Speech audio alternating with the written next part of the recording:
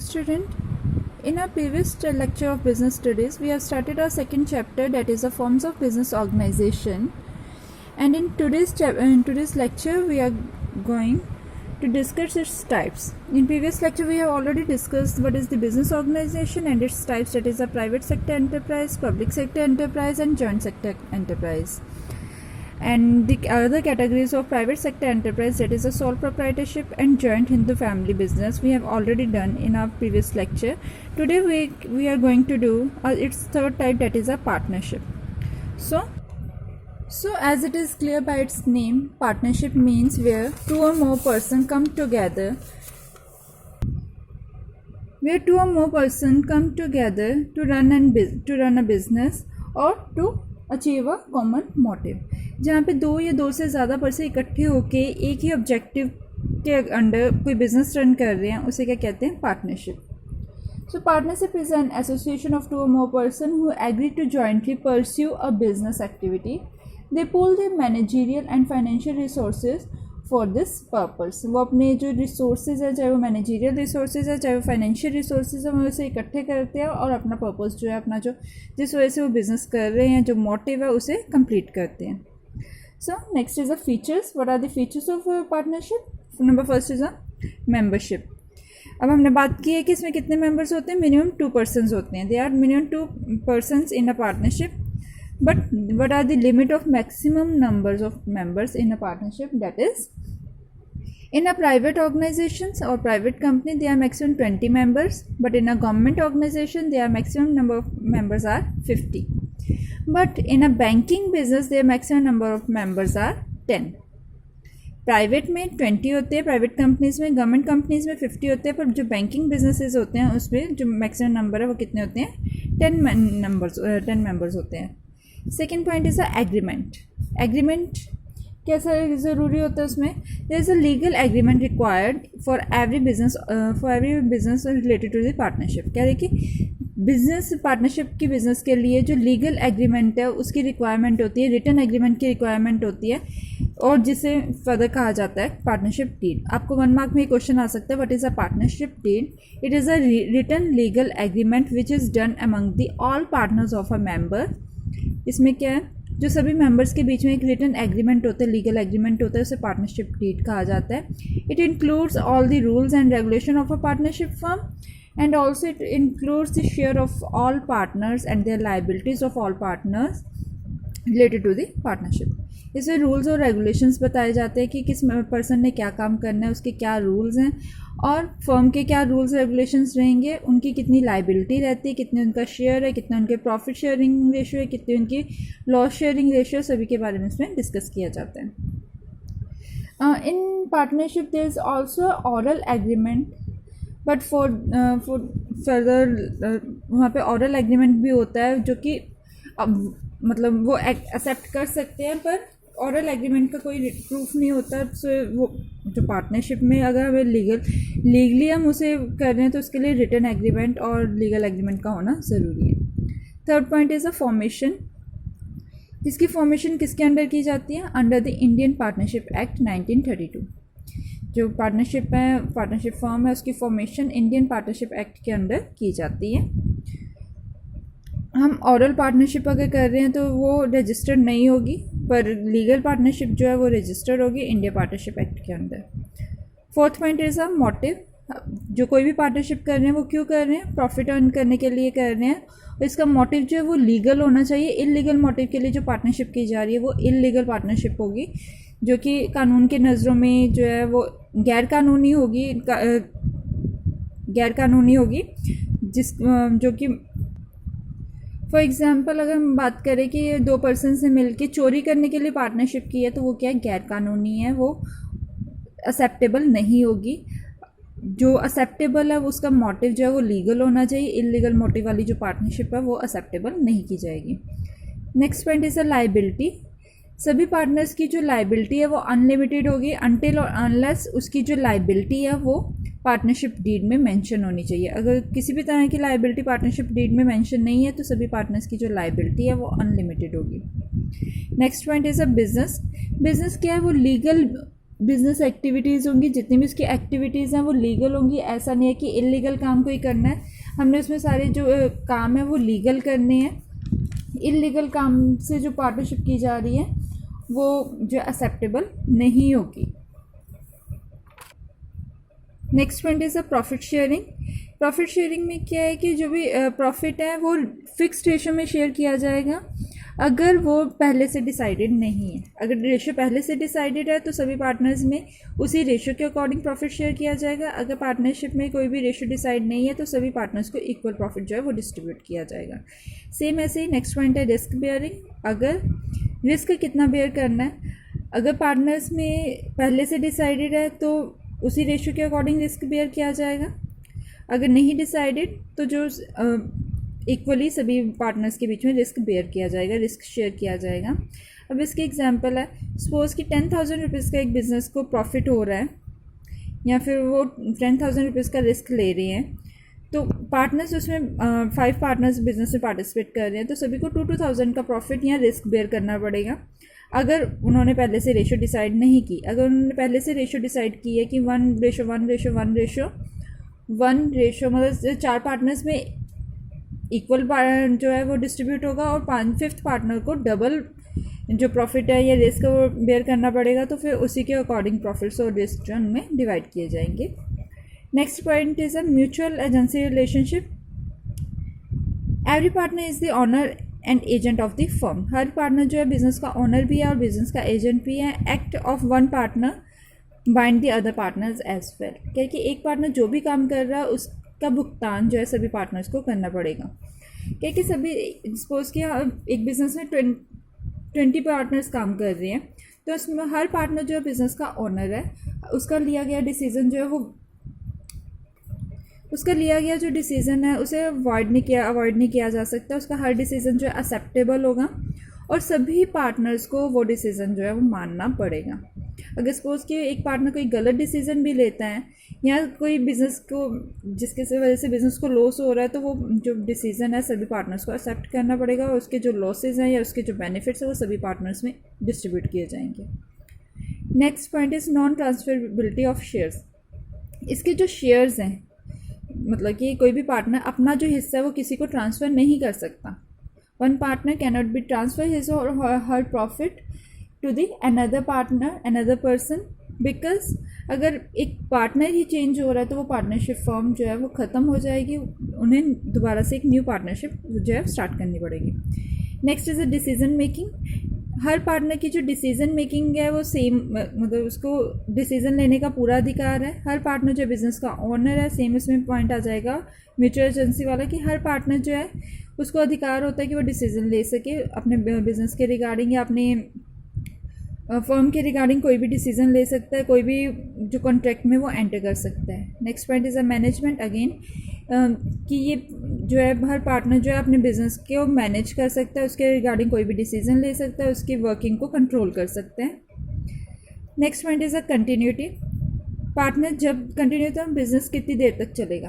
एक तो पॉइंट है कि जितनी देर तक बिज़नेस के जो पार्टनर्स है वो चाहें वो इस बिज़नेस को कंटिन्यू कर सकते हैं, पर अगर किसी पार्टनर की डेथ हो जाती है या वो अनसेन माइंड का हो जाता है, अनसेन माइंड मतलब कि वो पागल हो गया या वैसे उसका कहते हैं आगे पार्टनरशिप वो कंटिन्यू नहीं कर सकता, तो वो अपनी जो शेयर है वो निकालना चाहता है, तो बिज़नेस जो है पार्टनरशिप फर्म जो है उसे ख़त्म करना पड़ेगा और न्यू पार्टनरशिप बाकी पार्टनर्स अगर चाहे तो अपनी न्यू पार्टनरशिप जो है वो कंटिन्यू कर सकते हैं। सेम टाइम पीरियड कितनी देर तक पार्टनरशिप जो चलेगी, up to the desire of a partners, कि पार्टनर्स जितनी देर तक चाहें वो अपनी पार्टनरशिप फॉर्म कंटिन्यू कर सकते हैं।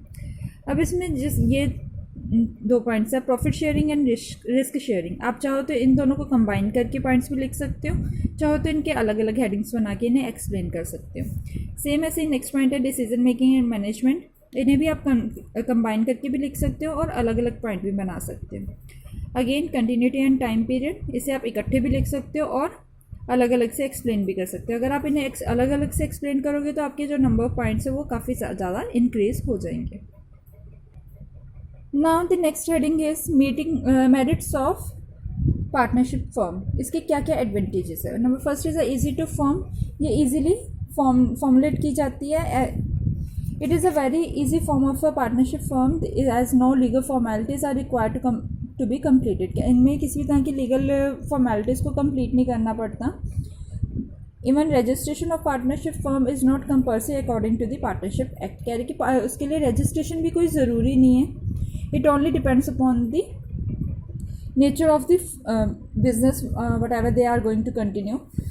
अदरवाइज पार्टनरशिप के लिए किसी भी तरह की रजिस्ट्रेशन जो है वो ज़रूरी नहीं है, कंपल्सरी नहीं है. सो इसे फॉर्मुलेट करना बहुत ईजी है. Next point is a larger financial resources. जैसे जैसे पार्टनर्स इंक्रीज होते जाएंगे वैसे वैसे उनके फाइनेंशियल रिसोर्सेज मतलब कि बिजनेस में जो पैसे लगा रहे हैं वो फाइनेंशियल रिसोर्सेज पैसा भी बिजनेस में इंक्रीज होता जाएगा. Number third is a risk sharing. जैसे जैसे पार्टनर्स इंक्रीज होते जाएंगे उनका रिस्क भी आपस में डिवाइड होता जाएगा. रिस्क जितना डिवाइड हो जाएगा उनका मतलब एक पार्टनर के ऊपर उतना ही कम रिस्क आएगा. Number fourth is a division of work. पहले जहाँ पे कोई बिजनेस था वहाँ पे सोल प्रोप्राइटरशिप में क्या था कि एक ही पर्सन ने सारा काम करना है. तो पार्टनरशिप में क्या है कि सभी पार्टनर्स में जो काम है वो डिवाइड हो जाएगा. तो एक पर्सन पे बर्डन काम का वो कम रहेगा और सारा काम जो है मतलब अलग अलग पार्टनर्स पे उनकी क्वालिफिकेशन के अकॉर्डिंग उनकी कैपेबिलिटी के अकॉर्डिंग सारा काम डिवाइड कर दिया जाएगा. Number fifth is a motivation. In partnership firm all the partners get share in the profit, so all are they motivated to work more to increase the profit so that they can increase their earning also.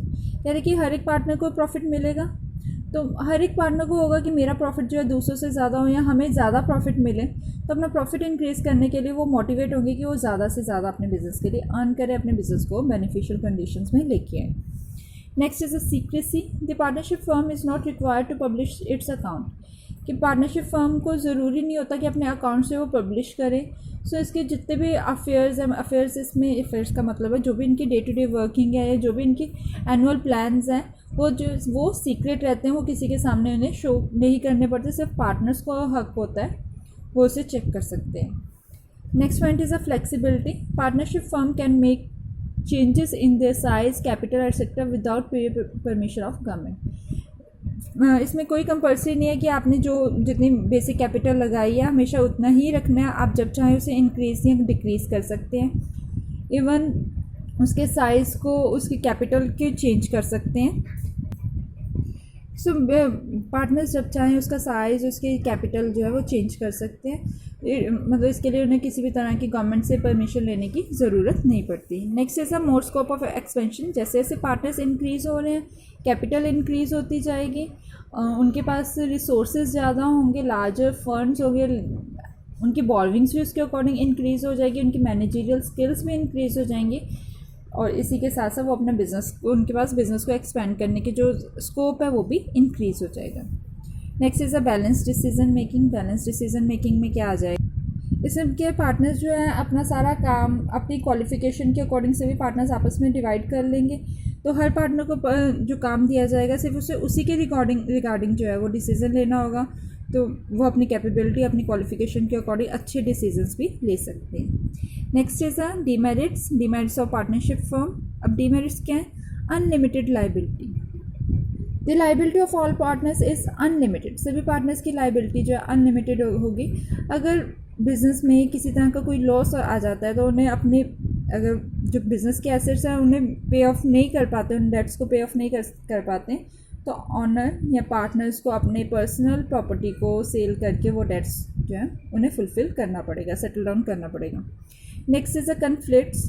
Partnership में क्योंकि सारे partners जो है अलग अलग background से होंगे, अलग अलग फैमिलीज से होंगे या अलग अलग रिलीजन से होंगे, तो मे बी उनके ओपिनियंस जो है वो डिफ़र हो, एक दूसरे से अलग हों, तो जिसकी वजह से उनके बीच में जो कन्फ्लिक्ट्स है वो अराइज हो सकते हैं. Lack of public confidence. Public को इस तरह की कंपनीज पे कम ट्रस्ट होता है, ट्रस्ट होता है, फेथ कम होता है क्योंकि ये अपनी एनुअल रिपोर्ट जो है वो पब्लिश नहीं करते. सो लोग ज़्यादा इनसे डीलिंग करने में विश्वास नहीं रखते. Risk of mutual agency. क्योंकि अब एक पार्टनर जो है वो पूरी कंपनी का ओनर भी है और पूरी कंपनी के लिए एजेंट का भी काम करता है. वो चाहे तो कोई गलत डिसीज़न भी ले सकता है जिसकी वजह से पूरी कंपनी को लॉस सफ़र करना पड़े. वो अपने पर्सनल बेनिफिट्स के लिए पूरी कंपनी को लॉसेस में भी डाल सकते हैं. Next point is a non transferability of share. जो पार्टनर्स हैं वो अपने जो शेयर्स हैं उसे ट्रांसफ़र नहीं कर सकते। जितने तक पार्टनरशिप रहेगी पार्टनर्स जो हैं वो सेम ही रहेंगे, अपना इंटरेस्ट ट्रांसफ़र नहीं कर सकते। सो ये भी एक इसका डीमेरिट है। अनसर्टेनिटी, पता नहीं होता है कि हम ये बिज़नेस कब तक कंटिन्यू करेंगे। जब भी किसी पार्टनर की डेथ हो गई या वो अनसाउंड माइंड का हो गया या फिर उसकी जो रेपुटेशन है वो ख़राब हो गई या फिर वो बैंकक्रप्ट हो गया, तो उस साथ के साथ उसकी जो बिज़नेस है पार्टनरशिप है वो ख़त्म हो जाएगी। And last point is a limited resources, कि अगर नंबर ऑफ़ पार्टनर्स जो है वो थोड़े हैं, 2, 3 या 4 है, तो उनके रिसोर्सेज जो है वो लिमिटेड रहेंगे। ठीक है, मतलब उनके पास जो वेल्थ है या फिर उनके जो मनी है, इन्वेस्टमेंट्स है, कैपिटल इन्वेस्टमेंट्स है, वो लिमिटेड रहेगी। वो लार्ज स्केल एंटरप्राइज के बराबर, अगर हमने बहुत बड़ा बिजनेस स्टार्ट करना है तो उसके लिए सफिशिएंट नहीं होगी। Next heading is a type of partnership. Partnership कितनी तरह की होती है? There are two types of the partnership is categorized on the basis of two types, that is the partnership on the basis of duration and partnership on the basis of liability. Duration मतलब time period के basis पे और liability उनकी liability के basis पे partnership को divide किया जाता है। ड्यूरेशन में इसे 3 पार्ट्स में कैटेगराइज किया गया है: partnership at will, fixed period partnership and particular partnership. Partnership at will में क्या होता है?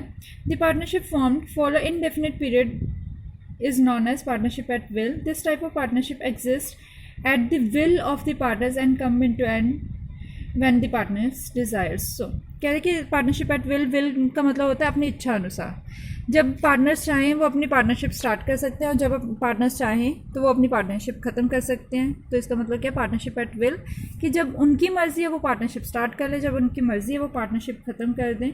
तो इसे क्या, इस तरह की पार्टनरशिप को क्या कहा जाएगा? Partnership at will. इसमें सिर्फ एक पार्टनर की तरफ से डिसोल्यूशन मतलब कि पार्टनरशिप को ख़त्म करने का एक नोटिस जारी किया जाएगा और सभी पार्टनर्स को भेजा जाएगा और साथ के साथ पार्टनरशिप ख़त्म हो जाएगी। Next is a fixed period partnership, जहाँ पे एक टाइम पीरियड फिक्स किया जाए। जैसा कि मैं कह दूँ कि ये पार्टनरशिप सिर्फ 2 सालों के लिए, कि 2 साल में हमने सारा काम करना है और 2 साल के लिए पार्टनरशिप है, उसके बाद ये पार्टनरशिप जो है वो ख़त्म हो जाएगी।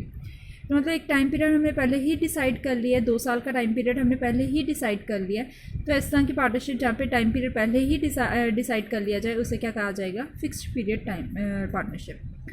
Third one is a particular partnership. Particular partnership में क्या है? जहाँ पे एक्टिविटीज़ डिसाइड की जाती है कि हमने ये एक्टिविटी जब हमारी कंप्लीट हो जाएगी तो पार्टनरशिप ख़त्म हो जाएगी। Partnership is formed to carry a particular venture is known as particular partnership. Particular partnership में क्या है कि इसमें पहले से डिसाइड कर लिया कि सपोज कि हमने एक प्रोडक्ट को प्रोड्यूस करना है और जैसे ही प्रोडक्ट की प्रोडक्शन ख़त्म हो जाएगी तो वो पार्टनरशिप ख़त्म हो जाएगी। तो हमने डिसाइड कर लिया इस प्रोडक्ट की प्रोडक्शन लाइक मोबाइल की प्रोडक्शन तक ही हमने ये पार्टनरशिप कंटिन्यू करनी है। सो पर्टिकुलर पार्टनरशिप में एक वेंचर, एक एक्टिविटी डिसाइड कर ली जाती है। जब ये एक्टिविटी कंप्लीट हो जाएगी तो ये वाली पार्टनरशिप ख़त्म हो जाएगी। The next type is on the basis of liability. इसमें 2 तरह की पार्टनरशिप होती है, general partnership and limited partnership. General partnership में क्या होता है? इन the partnership in which liability of all partners is unlimited. इस तरह की जो पार्टनरशिप है वहाँ पे जो सभी पार्टनर्स की लाइबिलिटी, सभी मेंबर्स की लाइबिलिटी जो अनलिमिटेड होती है। अगर बिज़नेस में किसी भी तरह का लॉस हो रहा है और बिज़नेस उसे जो कवर अप करने में पॉसिबल नहीं है, उसके एसेट पॉसिबल नहीं है कि वो सारे अकाउंट्स जो हैं वो सेटल कर सके, तो पार्टनर्स की जो पर्सनल प्रॉपर्टी है उसे लेके मतलब वो पर्सनल प्रॉपर्टीज़ को सेल आउट करके बिज़नेस के डेट्स उसे कवर अप किया जाएगा। और लिमिटेड पार्टनरशिप सेकंड टाइप है। इसमें पार्टनर्स की लाइबिलिटी लिमिटेड होती है। अगर बिज़नेस में 20 पार्टनर्स हैं तो 19 पार्टनर्स की जो लाइबिलिटी है वो लिमिटेड होगी और एक पार्टनर की लाइबिलिटी अनलिमिटेड रहेगी। मतलब एक पार्टनर की लाइबिलिटी अनलिमिटेड रहेगी, वो फिक्स्ड है, और बाकी जितने भी पार्टनर्स हैं उनकी लाइबिलिटी लिमिटेड हो जाएगी। और अगर हम लिमिटेड लाइबिलिटी वाली पार्टनरशिप कर रहे हैं तो ये रिटर्न में होनी चाहिए कि किस पार्टनर की लाइबिलिटी लिमिटेड है और किस पार्टनर की लाइबिलिटी अनलिमिटेड है।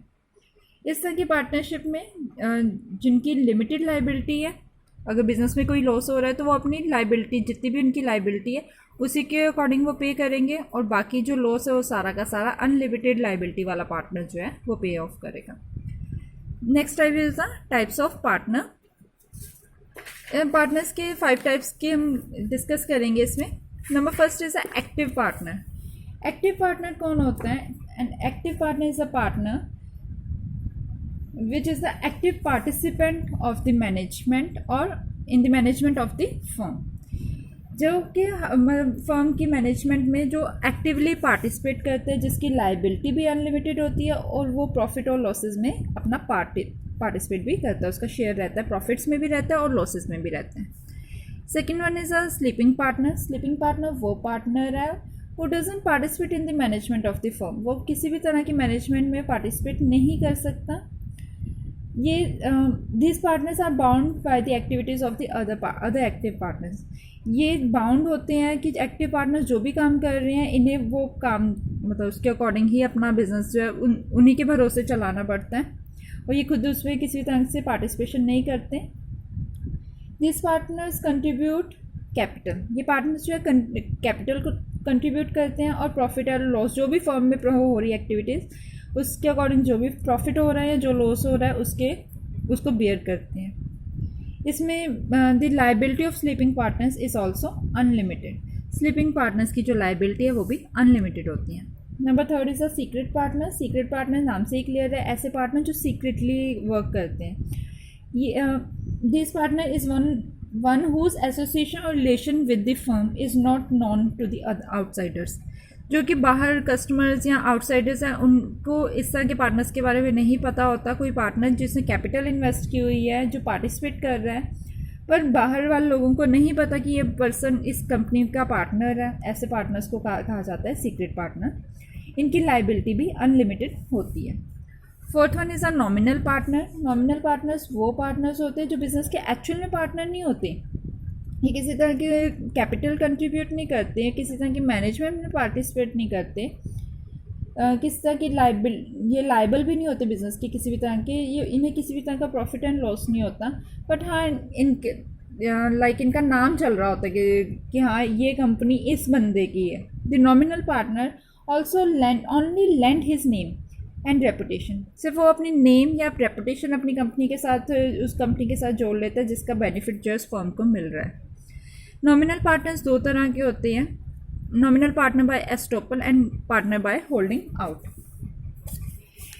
फर्स्ट पॉइंट है बाय एस्टोपल। एस्टोपल में क्या होता है, the person who accept that he is the partner in the partnership firm by his own words and conduct is known as nominal partner by estoppel. कह रहे कि ऐसा partner जो कि सभी को कहता है हाँ मैं उस